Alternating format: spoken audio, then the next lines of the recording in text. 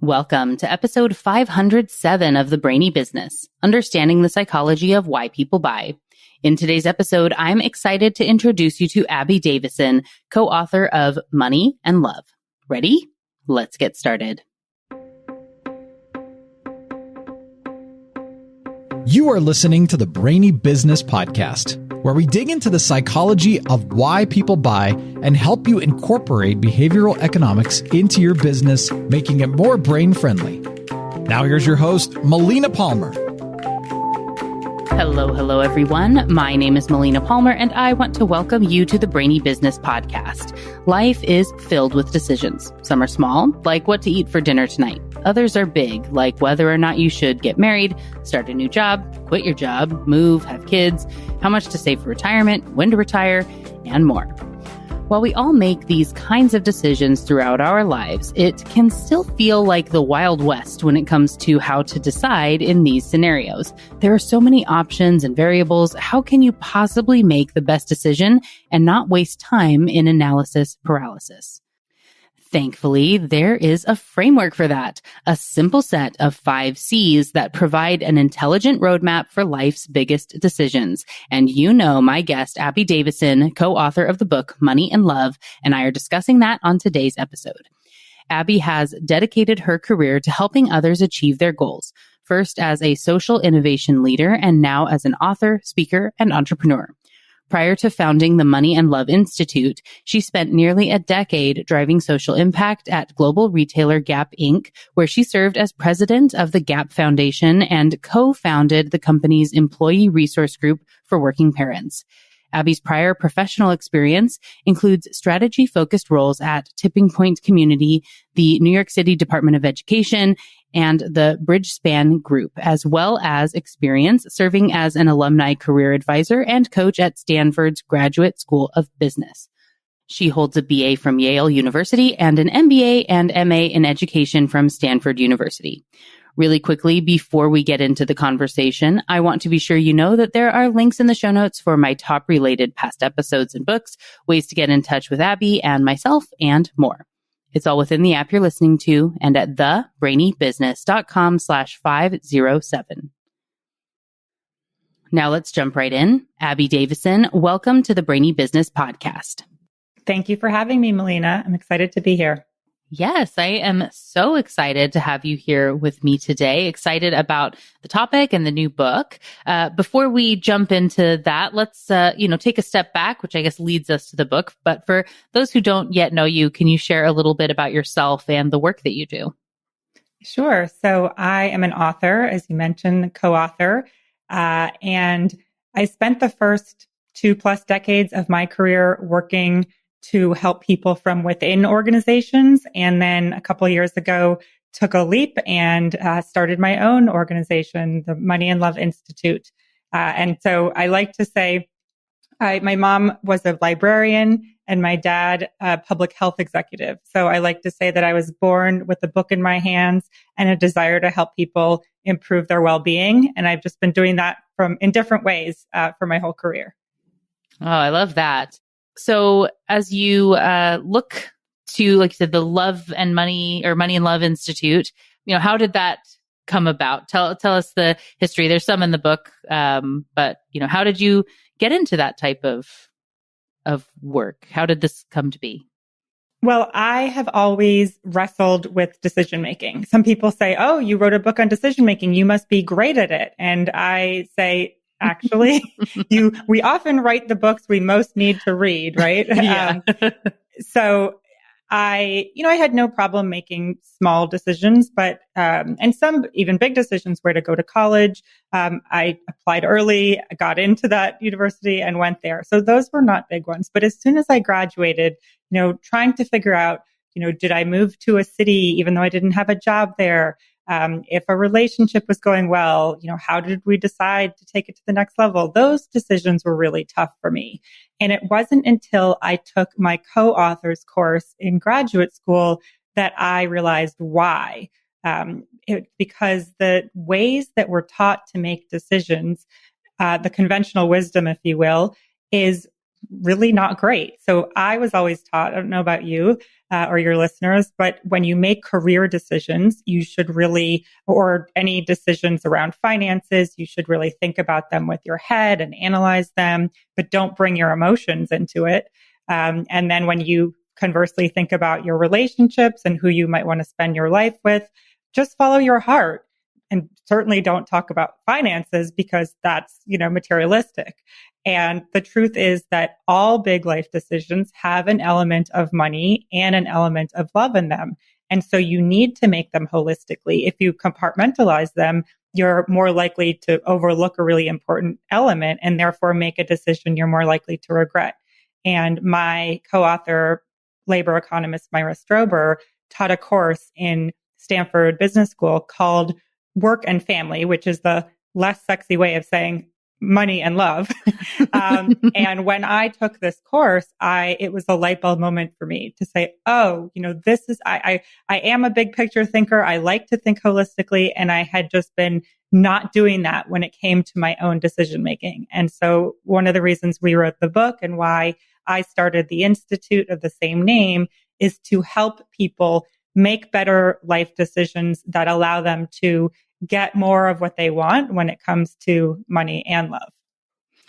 I love that. And it really comes in. I thought it was so many good points that I want to dive into all of them. But I'll start kind of back further from some of what you're saying there. I think it's really important when we think about decision making to know, like you say, you were really good at making this decision, that decision. So like what college to go to, job that you want to take or whatever, like easy enough. I can do that. Right.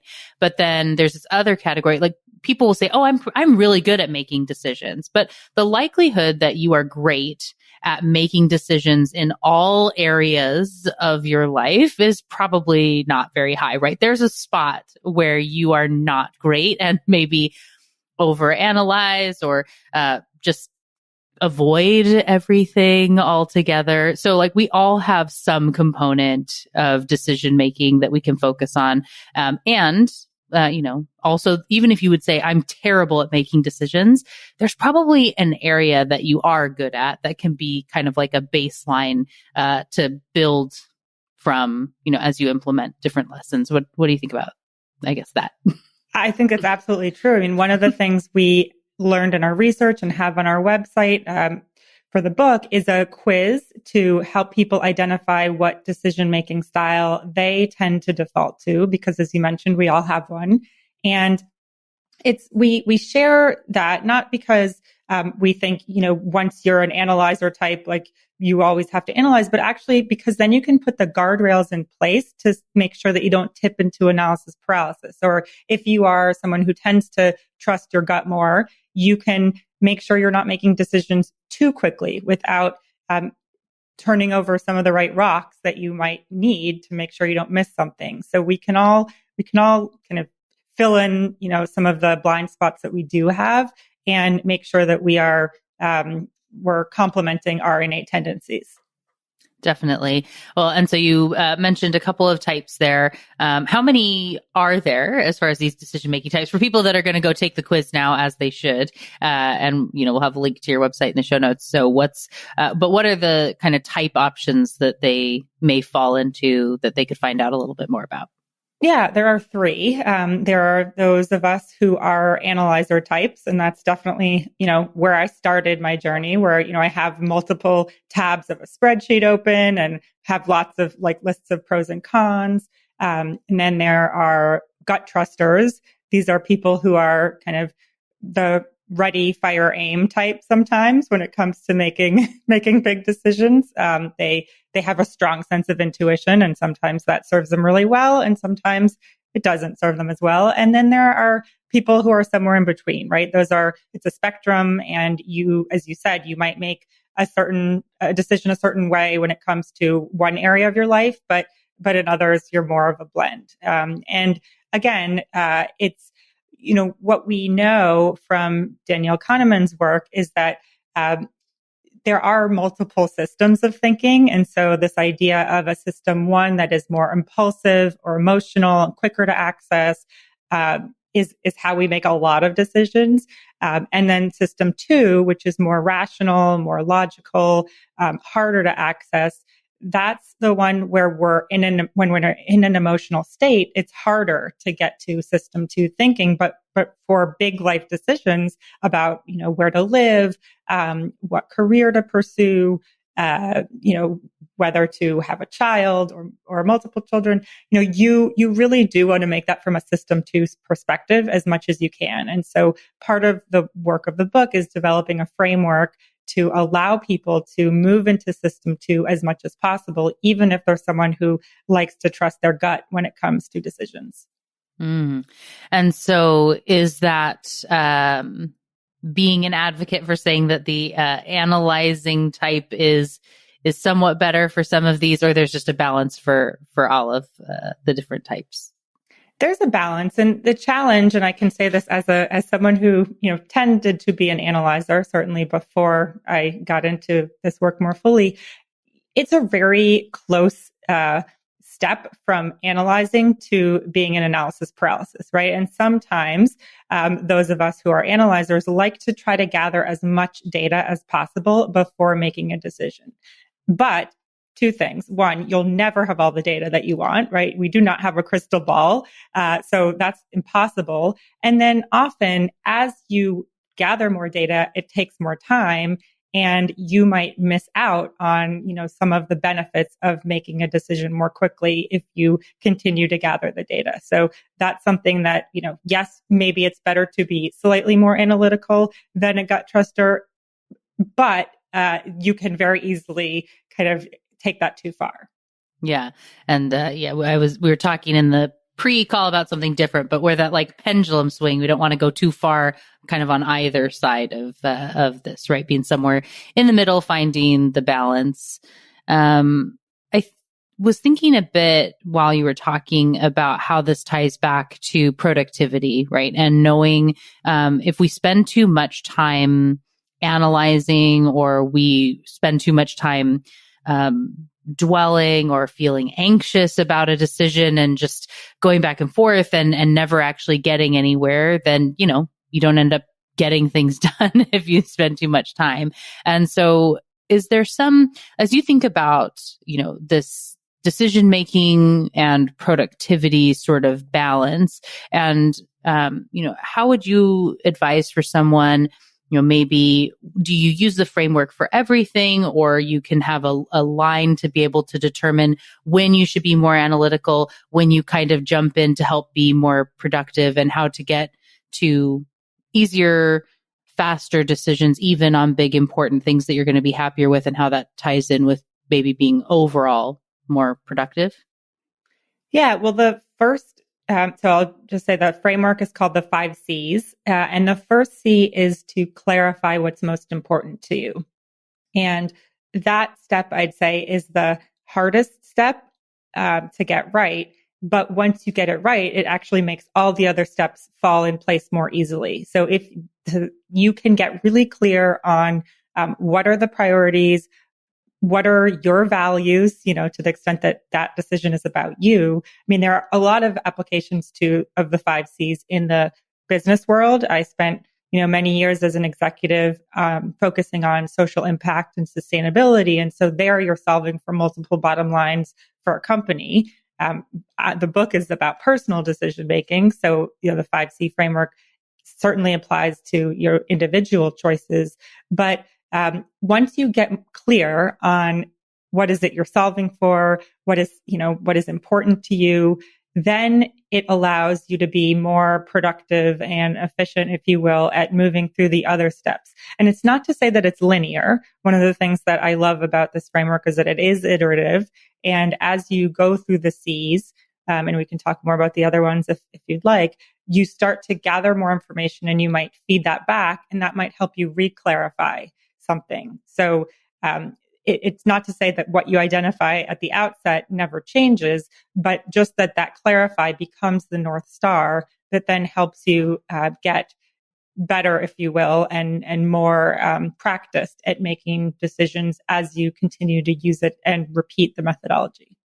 I think that's so important. I really love what you were saying there on that phase of clarification, right? And how it can be difficult, right? It's hard to get right. But once you do it, everything else becomes easier. And when we think about that in the case of productivity, you don't want to be wasting a bunch of time on those the other steps if they're not leading back to something that's actually important to you. That's where you end up with a lot of that wasted and unproductive time. It's easy to be working on the wrong stuff that's not going to bring you this different fulfillment and whatnot that you want in your life.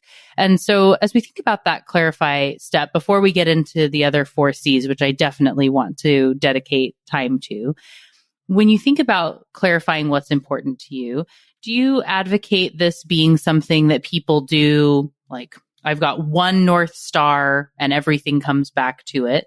Or is it based on, like, there are a lot of little points of clarification and knowing what you want to be working on, or, one for money, one for love, one for career, one for family? What's the right approach, or guidance that you would give to people as they figure out what to clarify and how deeply to be finding those points before they kind of jump into the rest of the C's?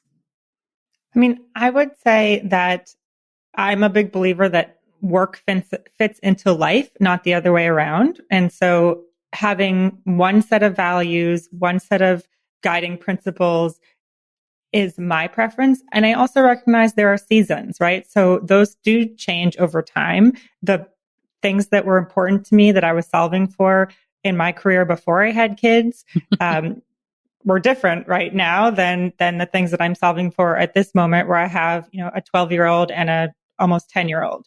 And I'll likely shift again. So I think that it, certainly depends on the question, but the important thing is to have your thoughts, get quiet, and tune out all the other things that society tells you should be important to you, right? Society or your parents or your boss or what have you, and try to tune in to what is truly important to you, and then continue to move through the process, because that is, if you will, that clarify is a placeholder for when you have something in place. Don't spend, years trying to clarify what's important to you before you continue to move through the framework, because you might get new information that will cause you to re-clarify. Definitely. I do love, so I think for one, I think you would be proud of, so for my husband and I thought it was very interesting in reading the book and seeing, some of the advice and things that I think line up with us. He is definitely the analyzer type, by the way. I'm probably closer on the going with the flow side of the, the world for us.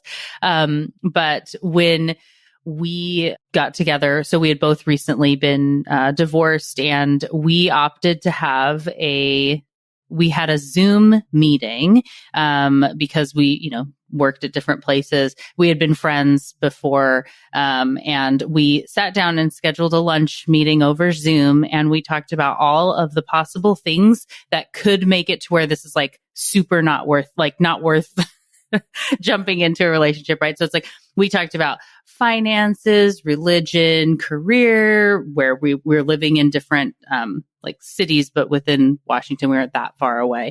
Do you want more? He had kids. I didn't have kids. Like, do we want to have other kids? Would you ever want to get married again? It's like, what is everything that could possibly make this not worth it? Like, let's see where we're at.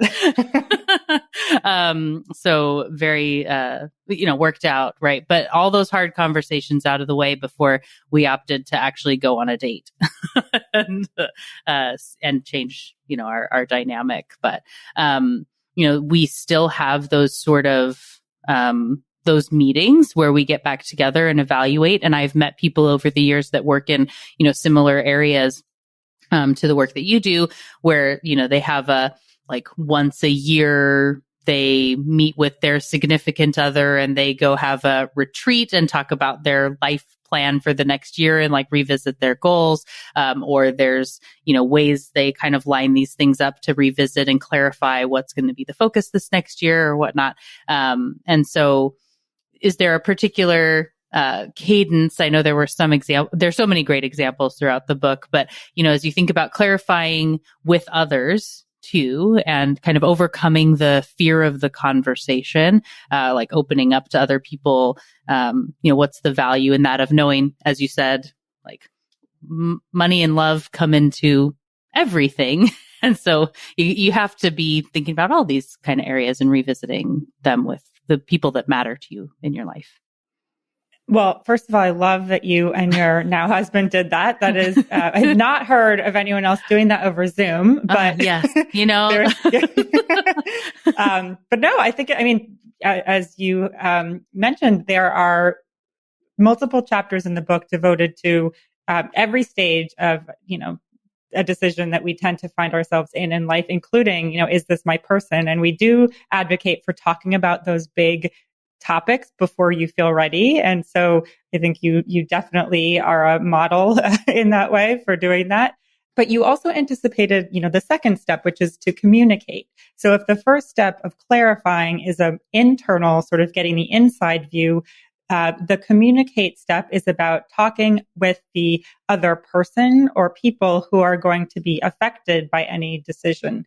And so the clarify and communicate steps go hand in hand. They definitely are, we like to say, a bit of a dance, because you might share what is important to you. Your potential partner then listens, shares back how that lands, what's important to them. And that might cause you to shift your perspective. And so you're clarifying, you're communicating, and you're adjusting from there. And so my husband and I actually met in my co-author's class. We both took it as second year business school students as we were trying to decide, do we accept jobs in the same city? Do we live together then if we end up in the same place? And so we were forced by the nature of the class to have big conversations before we felt ready. We'd only been dating about a year at the time, but it served as a foundation for us to continue to talk about big topics regularly. And so you will not be surprised to hear, we call it a summit, where every year we kind of talk about, what are the big rocks that are important to us? How are we doing on some of those from the past? How do we want to adjust things going forward? And it served us well, because in addition to actually, as I mentioned, having 2 kids, we've navigated multiple career changes, job changes and career changes. We're now both entrepreneurs. When we started dating and moved in together, we were, first part of our careers were working for existing organizations. We've dealt with health issues for our aging parents, all the things that, we could be thrown at you in life. And I like to say that those conversations are a muscle, right? When you first start out, you have to build it, and you certainly have to build it together, because it's awkward. Like, let's be honest. I think if we had not had the directive of the class that gave us kind of radical permission to say, hey, I'm going to work for a nonprofit after we graduate. You're going to work for a hedge fund. We're going to be making wildly different salaries. Is it fair for us to pay the same rent? Like, that was a conversation of our, very early on. And without that invitation to start talking about money right away, to start, having these conversations, I know, because I was in previous relationships where we didn't talk about those things. They don't come naturally and they can feel awkward. But now we've done it so much. We've now been married for over 15 years that muscle is built and the conversations are more comfortable to have. Definitely. And I was just thinking, as you were talking about the kind of division of the rent as one example within that, and that there was an example talking about how Myra in her career that I think it said it's 4 high profile divorce cases that she had been brought in as a witness, expert witness and testimony, of being able to talk about how the division of the family income, and saying, like, just even if someone's a homemaker and you have someone who is, bringing in all the money, to be able to say, like, this is a joint entity of, like, the home making decision, and me staying home allowed for this, our company of a family to have any income. And so we like jointly made that decision, and it's 50-50 kind of regardless, right? Versus having to say, what's the cost of, like, if you were going to hire someone to wash your dishes, what does that cost? Which brings you to a very different place as you're determining kind of value of the roles in a relationship. Yeah, no, she was such a pioneer. She is a pioneer, and she definitely served, for states that have community property provisions, then that 50-50 is assured. But she definitely served as an expert witness in cases where that was not a legal stipulation, and yet you had someone who was responsible for enabling their partner to kind of get to be a partner in a law firm, or get to be, the high profile business person that they were. And, how do you value that? And so, as a labor economist, she had lots of ideas on how to do that. And obviously now, there's a section in our book on prenups and how, to have those conversations in advance as much as possible, so that it's not left to a court to decide that. That's not the ideal scenario for sure. Definitely. Well, I just love that kind of reframing of the value proposition. And we see that in just in business pricing all the time, right? Where we feel like we have to go based on, well, the cost I pay for the thing is this, and I can only possibly charge this percentage above the cost. It's like, don't think about it in that way. Like, what's the value you're bringing to someone else? And in this case of, instead of, you would only pay someone X for laundry or to babysit your children or something ridiculous, right? Like, that is not the right way maybe to calculate that out. And if we say instead, you were able to do this because you didn't have to think about these other things. I just love that kind of flip of the frame and how that value comes into play and makes a very clear and obvious case for the equity in that place, which is important. So I liked that. So we've talked about now 2 of the 5 C's. Feels like it's a great time to kind of dig into the other 3. Yeah. So those are, once you've clarified, you've communicated, the third is to consider a broad range of choices. So now you are starting to get the outside view. And part of making better decisions is expanding your consideration set. So having an array of choices is important. That goes with the 4th C, which is to check in with trusted resources. So as you check in, you're starting to get more of the outside view, more of those creative choices you might not have come up with on your own. And that is why it's important to get out of your head and start to talk to others at some point. And then the 5th C is to explore likely consequences. And you'll be familiar with this, about all the ways that our innate biases help us to see the short-term and negative consequences. And so what you're trying to do in this step is to overcome those biases, think about not just the short term, but the medium and long term, and then start to think about not just what could go wrong, but what could go right. So you're doing some forecasting, but in a way to kind of trick your brain to overcome some of those mental biases we all have. I really love, well, obviously all 5 I think are so important. And there are so many points where you can say, I can see where people would misstep here. I can see where people would shortcut this thing, right? All the different pieces. But there was a point in the chapter, or one of the chapters in the book, where it was talking about, people moving, if it's worth moving for the career or for whatever else. And I think this might have been a family that was considering a move to Shanghai.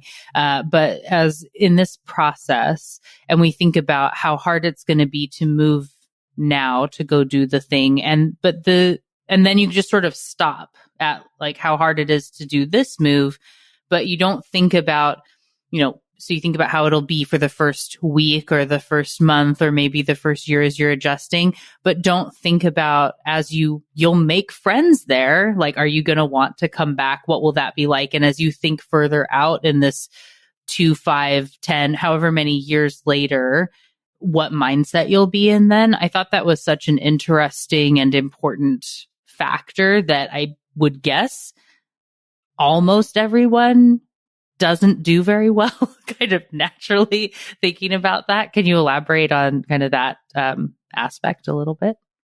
Yeah, well, we are all very good at thinking about what's going to be hard about, particularly about a move, because it is so hard. It's one of the, a very stressful thing. And, even from my own life, I know that, we ended up moving both of my kids' schools a couple of years ago. And when we first told them that, they were going to be shifting to new schools, they were not happy, particularly my older son. And I think his exact words were, "You're ruining my life." Mm-hmm. And, we told him, I understand it's really hard because you're thinking about how you don't know anyone in this new school and it's going to be further away because their old school was a block and a half away. But here's the thing. This new school goes until 8th grade and your old school only goes until 5th grade. So you'll have to switch schools eventually. And if you switch to this new school, you actually get longer to stay there and you'll, be able to have fewer transitions. And there were lots of other advantages that we mentioned. And, he was 9 at the time. So he kind of was like, yeah, whatever. but I think, part of that we were reminding ourselves, as grownups that yes, there are these short-term pain points. And yet there is long-term benefit that we have to remind ourselves. And now we are reaping. And now, he loves his school and it was definitely the right choice for him and for our family. And part of that is reminding yourself about these long-term benefits because we just don't see them as humans because of the ways that we're wired evolutionarily. Yeah, definitely. And we've all had our kids maybe tell us we're ruining their life for some reason or another. So, we got to I'm in good company for sure. Said that to our own parents or whatever it is. Right. So, but yeah, I think that is so valuable as you think through that consequences, the understanding who to bring into the equation as you check in with others and whatnot, and who maybe not to bring into the equation because they're not going to be helping the process.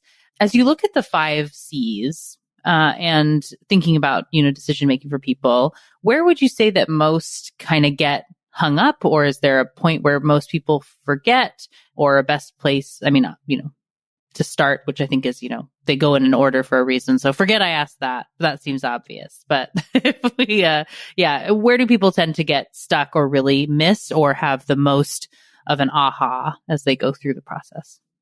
I'd say a couple things. So we already talked about clarify being the hardest, but the most important to get right. Another place where people get tripped up is to have the communication step early on. We find that sometimes, particularly analyzers, want to think through and go through all the steps before they bring in the other person who is important because they want to have, thought through it all and have it perfectly wrapped up and provide the 3 to 5 points of evidence that support the, reason that they want to make the decision a certain way. And the reason why the communicate step is as early as it is in the process is that, think about, if someone, if your husband came home and said, I think we should move. I've talked to a bunch of realtors. I've even gone to several houses. I found the one that we should move to. I've, modeled out the mortgage and I think you're going to love it. So does that work for you? It's like suddenly you're like, wait a minute, you've done all this research without bringing me in and you think you're doing, them a service, but really you're actually kind of missing the ability to bring them along and to have them propose or ideas that you might not have thought of. And so you think about this idea of, making a decision as a partnership, which is, when you decide to spend your life with someone, that's really what it is. It's important to bring them along, even when your thoughts aren't fully formed sometime, and that can feel uncomfortable. So that's a part that I think sometimes people get tripped up. And then the other place that is just harder, and certainly I've experienced this, but so critical to success is framing the choices, because we tend to see the extremes, particularly when we're in a state of high emotion, right? We tend to see, should I go for the promotion or should I quit my job? Should I, marry this person or break up with them? Right. And the truth is that there are so many shades in between, so many choices that might let you get more information before you kind of make an irrevocable decision, that might let you kind of have your cake and eat it too, and, be creative. And I'll give you an example. When I was actually writing the moving chapter of our book, it was, about a year into COVID, and my kids were still Zooming into remote school from my dining room table. I was still working full time in an executive role from my kids' bedroom. And we were all kind of on top of each other in our small footprint home. And so when we clarified what we wanted, we thought it was to get more space and to find schools that were open. So we thought we'd have to move. So we went through the whole 5Cs process with this idea of moving from the city to the suburbs. And so we thought our choices were really about what suburb do we move to, and then what house within the suburb. And long story short, we did the math and we realized actually what mattered more to us was career flexibility and the ability to start our own businesses rather than to be tethered to a big mortgage, which would require us to work in our corporate roles for a lot longer. But once we made that decision, the choices opened up to us in a different way. And so I mentioned we actually ended up switching my kids' schools to find a school that was more suited to what we were looking for and their needs. And then I had the idea of renting an office. So, not to move to buy a bigger house that had a home office, but to find an office a couple blocks, it's a 7-minute walk from my home that allows me to not zoom in to this from my kid's bedroom with Lego bricks underfoot, but my own dedicated space. And that was sort of a creative option that wasn't on the table when we first started thinking about this, because we thought to get more space, we would need to move. So sometimes it just takes the extra bit of creativity. And that's where I actually got the idea from someone else who had a similar setup. And so talking to others, seeing how other people have solved a challenge creatively can give you ideas you might not have thought of yourself. Definitely. And glad you found a solution that worked and that's in that creative, space there. I was thinking of other, C's as I was listening or, in on the book and thinking about it, right? As far as this, we're being creative. We're getting curious about, different options here, and how that, like you said, reframing the choices in a way that isn't getting into that polarized A or B, and knowing that there are other options if you can pause and give yourself the space to think about them in a more creative way, which I think is so key, right? And in the, just even the title of the book, being money and love, it's not, or, right? And it's not your head or your gut. It's like, you got to go with all of this in this process, right? We need to be thoughtful to the more like complex scenario. There were so many great examples in the book, if there was someone who, or two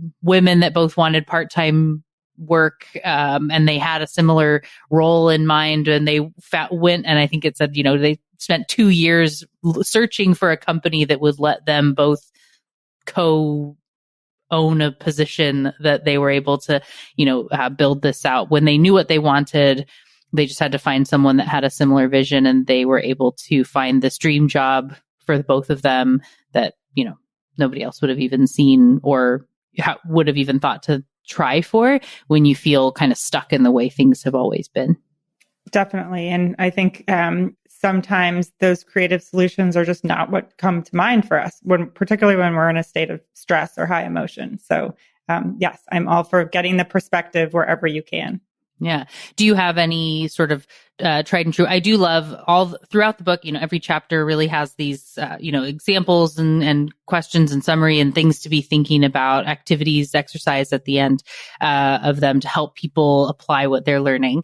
As it comes to this idea of asking better questions, seeing more choices, I always kind of gravitate toward that. Do you have any sort of methods for kind of getting out of our own way and seeing choices that might not have appeared otherwise that you found have worked kind of over the years for people? Yeah, well, I think, when it comes to the check-in step, I think one misunderstanding or misinterpretation of that is that you should go and ask people what you should do. You'd say like, so I need to find more space. Like, what do you think I should do? And it's really not about having the other person give you their perspective on your challenge. It's trying to get at, I know you faced a similar challenge. Tell me how you approached it, right? So you're trying to look at, what was their process? What were the choices they evaluated, as opposed to kind of asking them to give you the answer. And it's also important to only check in with people who have, are people you admire, right? Who's a decision-making you trust. Someone, I've had readers say to me, or when I facilitate workshops for companies, sometimes, inevitably someone will raise their hand and they say, well, I already know what my boss is going to say. Like, do I have to check in with them? And I'm like, no, if you already know, you do not, in fact, have to check in with them. But maybe you want to go to other senior leaders within your organization and get their perspectives on, how have they approached things for their team. Bring that back to your boss and say, I'm anticipating you might say, we should choose X. However, I've talked to this team and this team and this team, and all of their leaders, gave me these other options we might want to consider, right? And so you're trying to broaden the set of consideration, not just kind of ask the people whose voices you already have in your head. Right. And also the people that, when it is on the, personal decision making, if it's someone whose values don't align with your own, or someone who, like, I appreciate that this is a great life for you, and I know I would hate that. So, like, don't ask them what they think.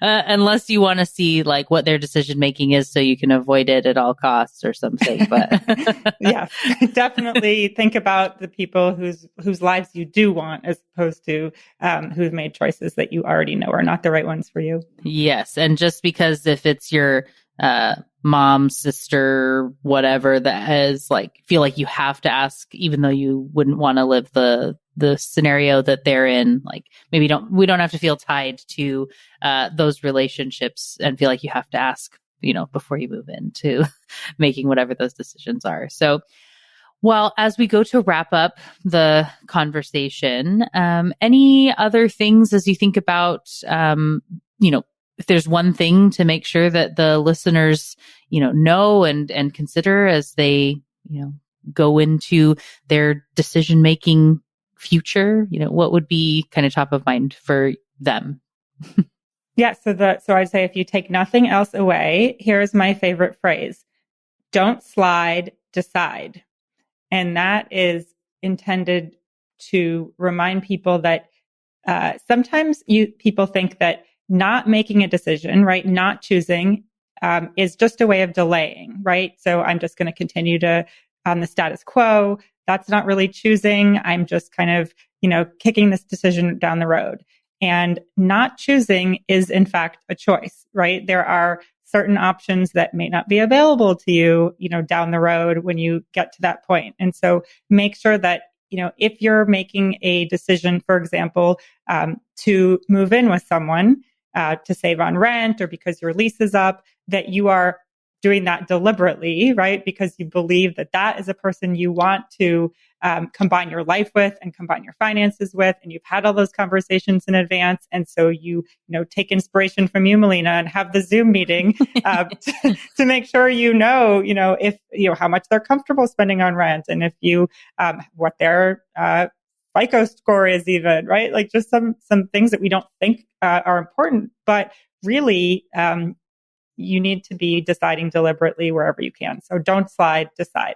Oh, I love that. That is such a great line, and something, that helps to make it feel very tangible, to know that, as the time goes on, every non-decision is still a decision, right? You're doing something in that. I'm reminded, for anyone who wants to open those vulnerability loops and have those uncomfortable conversations. The other thing that my husband and I did early on is we played a game that we called The Worst Thing About Me. And you'd say, like, the worst thing about me is, and it was all that stuff that was kind of weighing us down from past relationships, where, like, someone made you feel bad about something, or you couldn't talk about something else, or, and so being able to say, for me, it was, worst thing about me is that I really love glitter, like sparkly things, right? Because, people in my life had told me that I was like an adult now and I shouldn't like those things and think I hate that, right? And so opening up about maybe some silly things, and then you work in some serious things, can help make those hard conversations easier. So, whether you do a full Zoom meeting or play that game or not, just having conversations and opening up, I'm an advocate for as well. That's brilliant advice. And one of my favorite questions, I'm going to add your favorite question to my next conversation with my husband. One of mine is, what do you like to spend reckless amounts of money on? Ooh, I love it. That's fun. Or time in might be a big piece too, right? Because time is life and money in that way, right? Exactly. Perfect. Well, I love it. And thank you so much for everyone who is now so excited to go get their copy of Money and Love and to, learn more and follow you, connect, all the things. What's the best path for them to do so? Well, the book website is moneylovebook.com. And I also have my personal website, abbydavisson.com, where you can sign up for my monthly newsletter I write called Practically Deliberate, which is my adventures in living deliberately and making deliberate decisions as much as is reasonable. I love it. Great title. We'll, of course, link to all that in the show notes and, to LinkedIn and whatnot for people to follow you and connect as well. So thank you again so much, Abby, for the book and for joining me. It's been really delightful to chat with you about money and love and all the things here today. I loved our conversation. And for the record, I think glitter is fabulous. So if that's the worst thing about you, then, you have to find something worse. I can do. Thanks. Thank you again to Abby Davisson for joining me on the show today. What got your brain buzzing in today's conversation? For me, I really appreciate how simple this framework is and knowing that it can be applied to so many scenarios. As a reminder, the 5 C's are clarify, consider what you want, and don't through self-reflection. Then you want to communicate. Include input from those who are going to be impacted by your decisions in your decision-making process. Next are those choices. Broaden your perspective to open up your options. You also want to check in, ask for advice, guidance, and resources. And finally, can't forget those consequences. Consider the effects of your decisions and how that may impact all aspects of your life now and into the future, because they're going to shift. Got to remember that reframe. Also remember that this framework can apply to essentially any big decision you have to make in life and business. Where to live? Should I move? Go for that promotion? What's my ideal life? Is now the right time to get married, to have kids, to get divorced, to change careers? There are so many examples from real people throughout love and money to help inspire you and show you how you can apply those 5 C's to your life. And remember, it isn't love or money for a reason. Every decision, every opportunity includes both of those things. It isn't head or heart. It's all both. So it's time to clarify what's important to you. Communicate that with the important people in your life. Evaluate lots of choices beyond obvious options. Check in with yourself and others, and consider those consequences so you can decide and not slide. And now you're ready to go. So what decision will you focus on first? Come share it with me on social media. You'll find me as the Brainy Biz pretty much everywhere, and as Melina Palmer on LinkedIn.